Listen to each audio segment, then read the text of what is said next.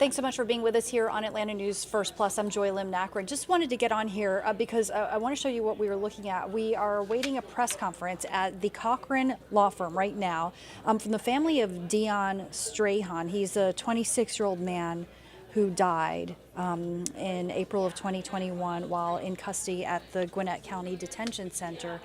And his family is expected to announce a lawsuit against those who they allege mishandled his medical care. This is a story that we have been following closely since this initially took place in 2021.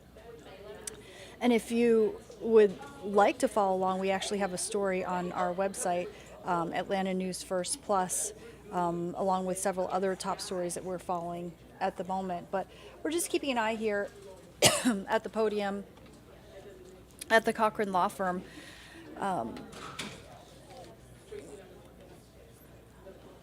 Just want to pull up the web article for you guys as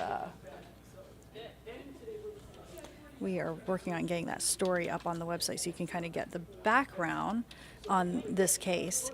But of course, we've been covering numerous other stories with sort of similar concerns, and our Andy Parati has been looking into this issue of medical care at detention facilities across the state of Georgia as well.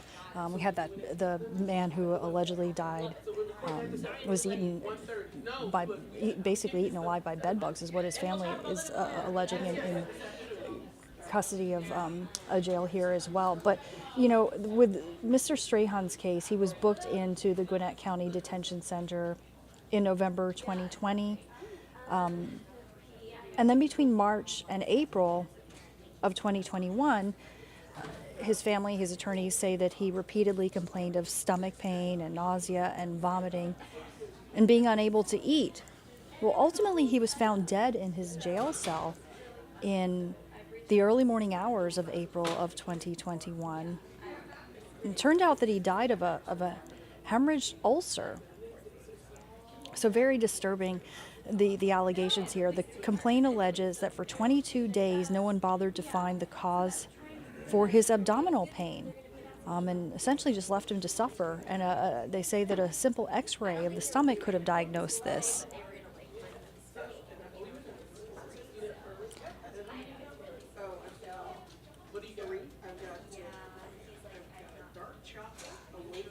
And some of the sad details on this story as well, that his girlfriend was pregnant with their child at the time that he was incarcerated, apparently gave birth to their daughter just a few weeks after he passed away. The complaint names NAFCare, that's the private company which is paid by Gwinnett County to provide inmates with medical care. They're paid millions of dollars by the county to provide medical care, and several nurses and physicians who treated Mr. Strahan while he was incarcerated are also being named in this complaint. Looks like there is some activity here, at the Cochran law firm, where Strahan's mother, on behalf of her child, and her attorneys, Jane Lamberti and Sam Starks of the Cochran firm, are standing by to address the media.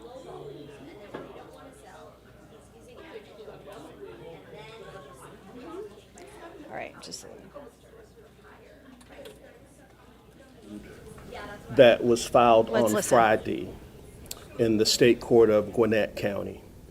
It is a lawsuit against a private entity called NAFCare that provides correctional medical care and treatment to inmates at the Gwinnett County Jail. And some of you may remember that not very long ago, the Cochran firm filed a lawsuit against NAFCare for the death of a young man at the Fulton County Jail. So this is now the second lawsuit that we have filed against NAFCare and against its medical staff for not providing adequate medical care and treatment to inmates, which is a serious problem at the Gwinnett County Jail, a serious problem at the Fulton County Jail. So this is a lawsuit that is important not just because of the clients we represent, Ms. Strahan on behalf of her son as the administrator of the estate of her son, but also Dion Strahan has an infant daughter, and this lawsuit is also filed on her behalf. But this is a lawsuit that certainly should cause concern to Gwinnett County officials that the medical provider that they have hired to provide care and treatment to their inmates, they are failing to do that. And they're failing to do that in a manner that is negligent and reckless and irresponsible. So this is a lawsuit that seeks justice and accountability for the death of Dion Strahan. He died because of the negligence of NAFCARE and its medical staff, who failed to provide Dion with adequate medical care and treatment that could have been provided by taking him to the emergency room to get an evaluation and to get treatment. This lawsuit is a wrongful death lawsuit that seeks justice for Dion's infant daughter, Alea, who never got to see her father. She never got to meet her father. They never had an opportunity to spend any time together. She was born shortly after Dion's death. So this is a lawsuit on behalf of Alea, Dion's daughter, for the wrongful death of her father, who was 26 years old at the time he died. We are also seeking accountability on behalf of Dion's family and his estate, and on behalf of his mother, who you will hear from. She is entitled to answers. She's entitled to accountability. She's entitled to know how and why her son died from an ulcer. She's demanding to know, why was he not taken to the hospital? But she also wants to speak out and speak up against the problems that we know of at the Gwinnett County Jail, which within the past year or so, that jail has had 6 or 7 deaths that are under circumstances that show the inmates there are not being provided with adequate care and treatment. There was a GBI investigation into Dion's death where they interviewed jail officials, they interviewed staff from NAFCARE, they interviewed inmates. And one of the things that investigation reveals is that Dion, during the time he was at the Gwinnett County Jail, he repeatedly and constantly complained about being sick, complained about abdominal problems. He repeatedly and constantly asked for medical treatment. And what you'll hear from Ms. Lamberti is that on the times he was taken to the medical unit, they failed to provide him with the adequate medical treatment that he needed. So we hope this lawsuit will not only hold NAFCARE and its doctors and nurses accountable for their failure to provide Dion with adequate medical care and treatment, but we also hope it will send a message to Gwinnett County officials who, as I said, they should be shocked and outraged to hear or to read this lawsuit and to read and hear what our medical experts say could have been done, should have been done, and had it been done, Dion would be alive and here with us today.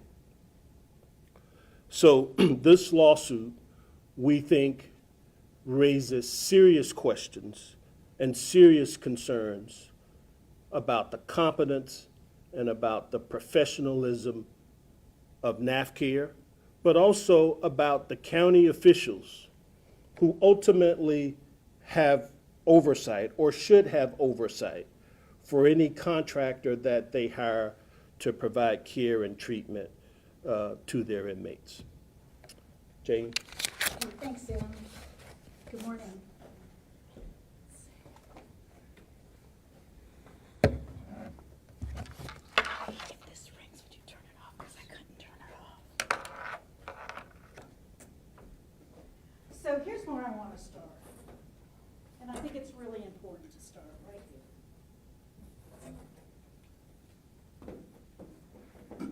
One x-ray to save a life. That's all it was. For 4 weeks, this gentleman complained consistently of symptoms consistent with an ulcer. He needed an x-ray to see what was going on. All they did was to keep treating him and treating him and treating him for the same thing, and he kept coming back. He hadn't gotten better. He needed an x-ray. And what he had was an ulcer, okay? And how do you get an ulcer? Ulcers we get ulcers. They're not a big deal, but they can be a big deal if you don't treat them for 3 weeks. We have acid in our stomach, okay? And that can cause little holes in the lining of our stomach or in the small intestine. His was right here at the entrance between the stomach and the intestines. And it can cause the breakdown in the lining. And the longer you don't treat it, the more time the acid gets in there and burns and eats away at the lining of the stomach. Also, we have bacteria in there called H. pylori. You have a little break, and then bacteria comes in and it eats away at the lining.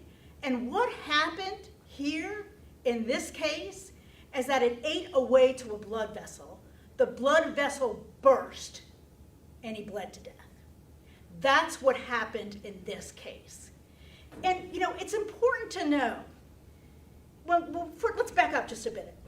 What's happening today with the jail system in our country? It is becoming a for-profit business.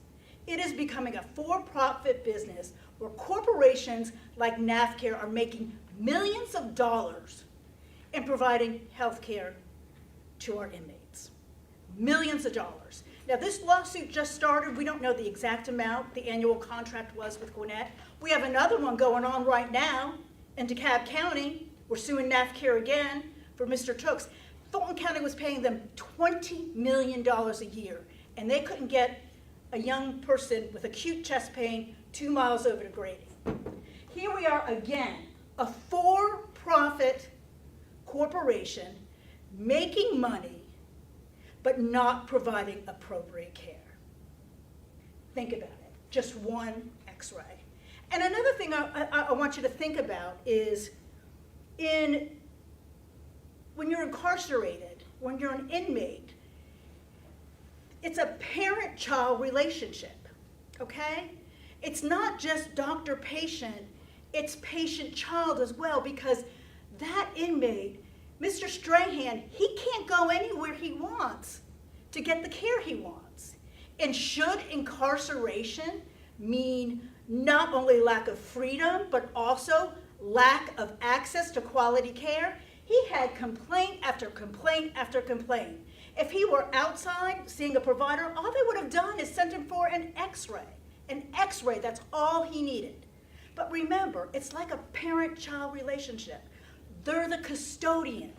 In addition to being the provider, they control the gate as to what kind of care he gets. And after repeated attempts, that didn't happen. And you know, it's in the complaint. I mean, from March 23rd to April 16th, he repeatedly complained. He saw a doctor, I think 2 times. One time, the doctor just kept saying, keep monitoring him. And then approximately 6 days before he died, he was seen by a doctor again. She gave him the antacid. She gave him the same medication he'd been getting for weeks. Did he feel better? Of course. He felt better for about 8 hours. But that's what happens when you put neutralizing medication on acid. It feels better for a little bit. Did she do anything to get to the root of the problem for just a simple chest X-ray? Absolutely not. And 8 hours later, Mr. Strahan was back again on the 14th and on the 15th complaining of abdominal pain. In his own words, the day before his died, "Help me, please. I haven't gone to the bathroom in 2 weeks." This is what an ulcer can do. And you know what they did? He was there at 7 a.m. on the 15th, the morning before he died. Now, the same complaints for weeks. He was there 7 a.m. the morning before he died.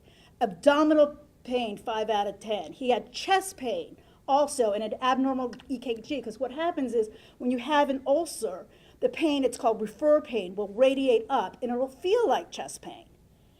He didn't see a doctor. He sat there all day on the 15th since 7 a.m. And the next morning he was found face down in a massive amount of blood because of that ulcer that's so easily treatable, ate through to a blood vessel, caused a massive hemorrhage, and he bled to death. In 2023, anybody with reasonable access to health care should never die from this kind of ulcer. But this gentleman did not get reasonable care, not only once, not only twice, but for over 3 weeks. And what do we have? We found him face down in a massive amount of blood, hemorrhage from an ulcer that could have been easily treated, and he bled to death. A 26-year-old young man. This has to stop. This needs to stop. And that's the purpose of these lawsuits. But I also want you to just introduce you to Ms. Strahan. She's Dion's mother, and she will speak from her own words how she feels. Okay?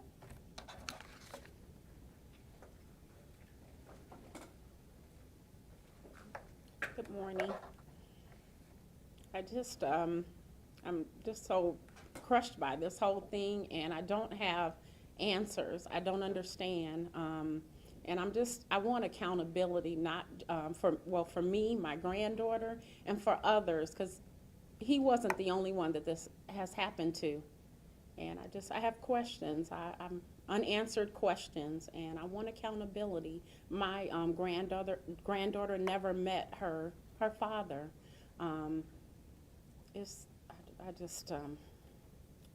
Excuse me. It's just a lot, but just so much lost. My son, he was such a loving person, just to see him, smile, and he just brought joy to a room. He had so much to live for, and just to be taken away when it could have been prevented.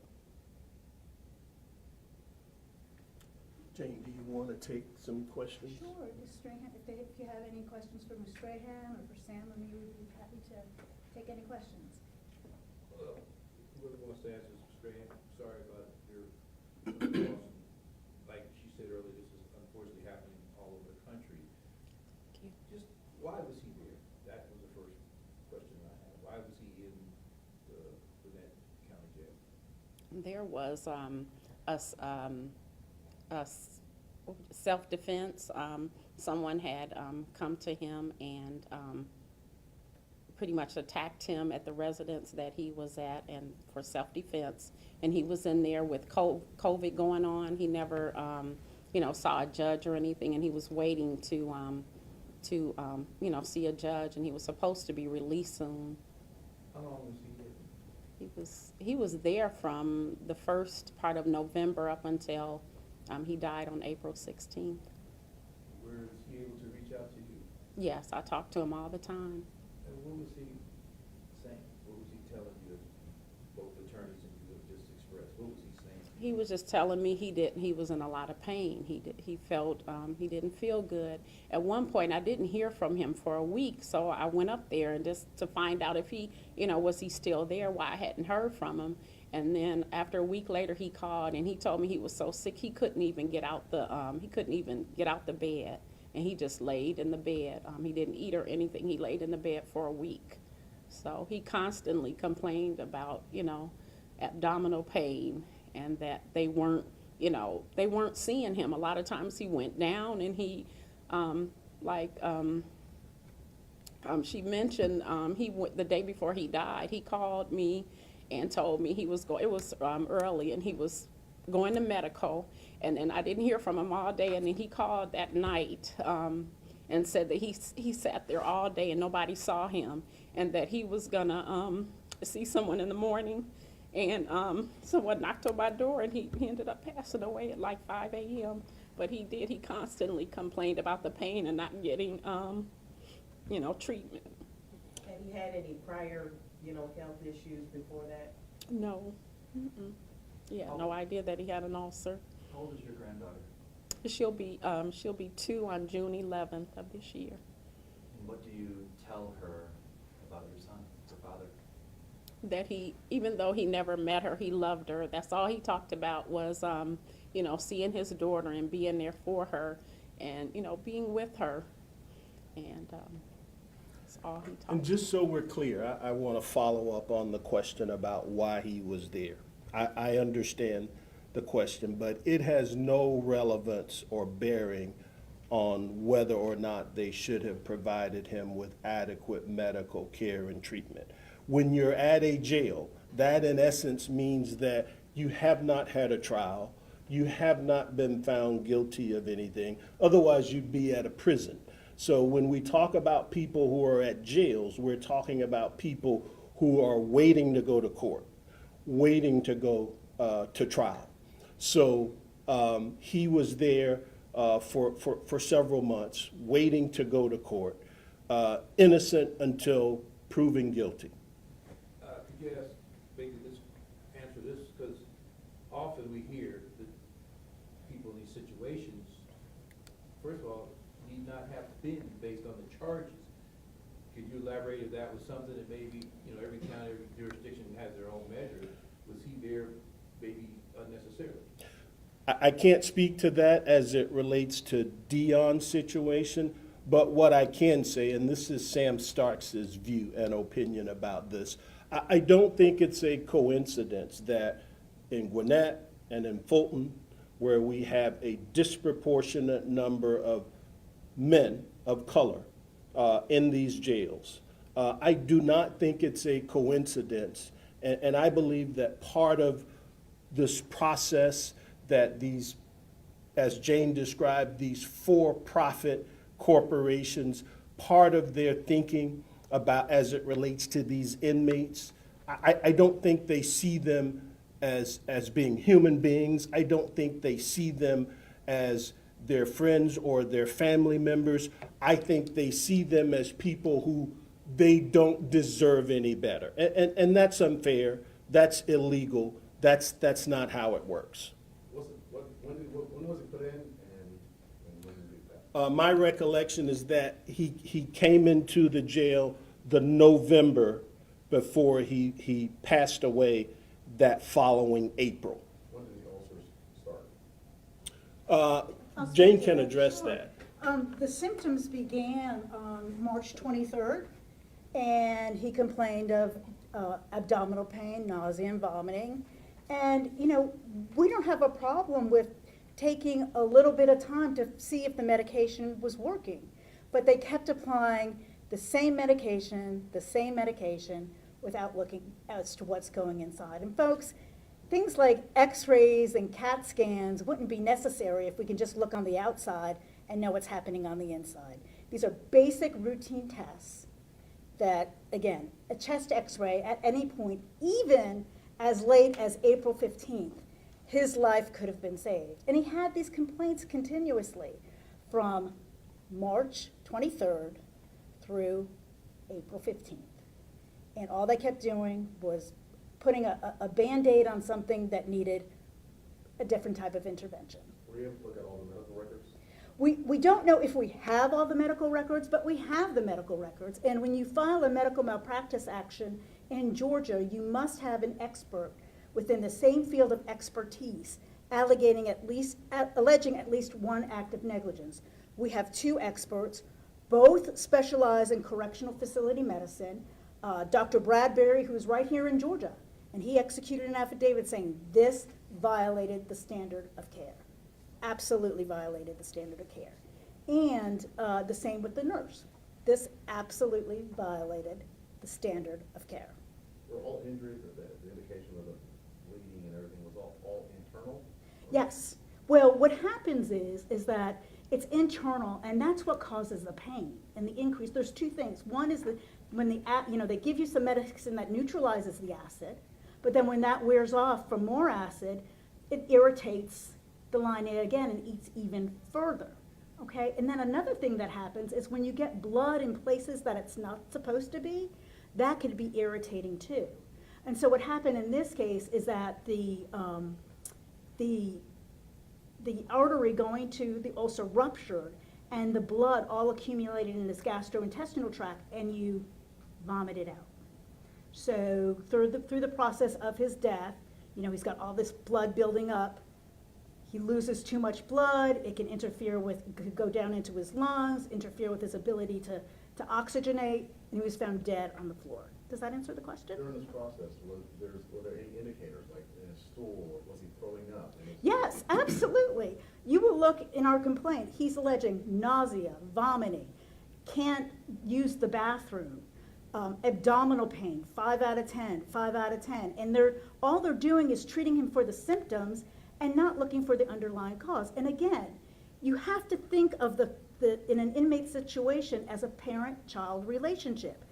This gentleman could not get care unless those doctors allowed him to. It's not like you or I, if we were going to a doctor and they constantly didn't do anything for the pain, well, we can walk into an emergency room, or we can walk into another primary care center. No. He was stuck with a for-profit corporation who kept treating his symptoms the same way, not resolving them, and this resulted in a routine medical problem. Remember, this is an ulcer. This is an ulcer. People shouldn't be dying of an ulcer. This care is outrageous. A routine problem, hemorrhaging, leading to a death. Did he qualify for bond? Sam, do you know? Don't know the answer to that, but his criminal history would be on the docket. It would be public information if that were something that you were curious about. Bond there for hearing? The hearing? I'm not familiar with whether there was a There hearing, wasn't a hearing. as it relates to him being in custody. The information that I have, is that he was waiting for his court appearance. So, other than the first appearance where he brought up and charged, that's been it, and that generally happens in that jail facility? Well, it depends. I mean, sometimes it does, sometimes it doesn't. But his criminal docket that would be still on the record in Gwinnett County would show when he was taken into custody, why, what the pending charges were, and when his next court date was. Is there anything you could care to offer about this NAPCAR, their track record, anything? Well, their track record in Metro Atlanta is not very good. We know that from our Fulton County case. We know that from this particular case. It's my understanding that NAFCARE has 3 contracts with jails in Metro Atlanta, but they are throughout the United States. If you Google NAFCARE, I think you will see lawsuits that have been filed against them. I recently saw on one of your local TV stations where the Department of Justice filed a lawsuit against NAFCARE for false billing, for billing them for treatment supposedly that they never actually provided to the inmates. So again, it seems to me that Jane has touched on part of what we believe is the problem. If you are a for-profit business with the task and the responsibility to treat and care for these inmates, that could affect your incentive as it relates to providing them with adequate medical care and treatment. The county has an absolute duty to do it. It's the county's responsibility. They have hired this correctional medical provider to fulfill that duty, which is why I say the county should be shocked and outraged by what happened to Dion Strahan. Where does the responsibility lie in terms of the county and this medical provider? Jane, do you want to? Well, my point is this with the county. If you're going to privatize it, just because you put it in the hands of a private company, you need to make sure that they're doing their job. And so ultimately, how many times do you keep selecting the same corporation? And I want to know too, one of the things my paralegal manager, Vicki Amos, found out in some research is, was it last week, Vicki? When was the? It was this year. There was a what, 24 million? Yeah. A $24 million verdict against NAFCare in Washington State. It's systemic. It's systemic. And ultimately, if the county's going to privatize that care, then they should be looking at why they keep hiring the same corporation. Offhand, can you quickly recap, who are the inmates that are listed in the lawsuits for Fulton and DeKalb? Tyreek Tukes is the inmate from the Fulton County lawsuit against NAFCare. It is a wrongful death case. And then for this case, Dion Strahan is the decedent, the son of Miss Strahan. That's Gwinnett. That's about the you case mentioned we're DeKalb here. Earlier, right? The lawsuit is filed in DeKalb, the Tukes lawsuit, but it arises from the Fulton County Jail. So there's a Fulton County Jail NAFCare case that we have, and then a Gwinnett County Jail NAFCare case, both wrongful death, when they could have taken these young men to the hospital, but didn't. And so the question is, why? You touched on it a little bit, the process of the inmate who gets sick and then has to see someone before he goes to the doctor. Walk us through those steps. Sure. So I haven't seen the formal policies and procedures. Again, this is Jane Lamberti's opinion on how it happens based on the research that I've done, is ultimately you go in there, you're evaluated by a nurse, then she goes and raises the complaint up to the physician level, and then they just simply make a request. It's like getting a consultation to a gastroenterologist across the way. This patient needs to be transferred to the emergency room, or this patient needs to be transferred for a GI consultation. And it can be as simple as getting a sheriff's car, putting him in the back of the sheriff's car, and driving him over to the emergency room, just like you would do for a friend. I have one last question for Mom. What are you hopeful for out of this suit you would like to see occur? I would like to see justice overall, like I say, not for just my son, but for others. You know, there are other mothers and family members that had to deal with this, and I think something needs to be done. There needs to be accountability and, you know, justice for my granddaughter, but overall for everyone, because it's something that needs to stop. They need to have accountability and provide some answers as far as why this is happening. And real quickly, can you just tell us about your son and how you would like to have him be remembered? I would say, you know, full of life, full of joy. You know, he was just a happy person, and whatever he did, you know, he worked hard at it, and he was looking forward to being a father. But he was just a kind-hearted person that you know, was there to, he lift people up. I didn't know until a lot of things that he did until his, you know, at the funeral, a lot of people came up and spoke and, you know, and said how he helped people with transportation and, you know, helped them when they needed money and encouraged them. So I think he was, I mean, I know that he was an encouraging person that loved people and loved to help people. Thank you, folks. Does he have siblings? No, he was my only child. We have some handouts. Thank you all for coming. We have some handouts for you in the back, copies of the lawsuit. Did you have any other questions? You good? Okay, great. Thank you. Thank you for you so coming. We much. appreciate it. And we have a copy of the complaint. We can hand on out if you want. Thank you. Yeah. All right, so you've just been listening live, excuse me, to the mother and the attorneys of Dion Strahan, the 26-year-old man who died in April of 2021 while in custody of the Gwinnett County Detention Center. They are announcing that they are filing a wrongful death lawsuit. It will target or name defendants NAFCare, that's the company, private company, which has paid millions of dollars by Gwinnett County to provide inmates with medical care. Excuse me, along with several physicians and nurses who treated Mr. Strahan while he was incarcerated. As you heard them say, apparently he had been complaining of abdominal pain, which they say that a simple x-ray of the stomach would have diagnosed, and ultimately died of a hemorrhaged ulcer. The lawsuit being filed on behalf of Aaliyah, his daughter, who was born just a few weeks after his death. His girlfriend was incarcerated. His girlfriend was pregnant while he was incarcerated. And attorneys pointing out this was jail.